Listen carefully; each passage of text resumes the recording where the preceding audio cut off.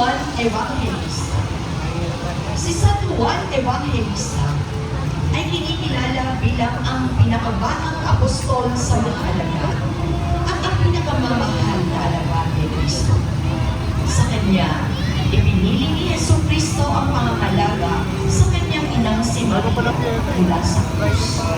Siya lamang sa mga alagad ang namatay ng payapa at hindi naging sa martir.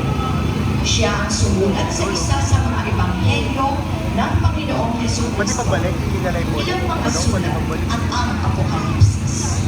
Ang imahe ni San Juan Evangelista ay nasa pangangalaga ng pamilya ng yumaong Rex Cruz, Ignacio ng Manila.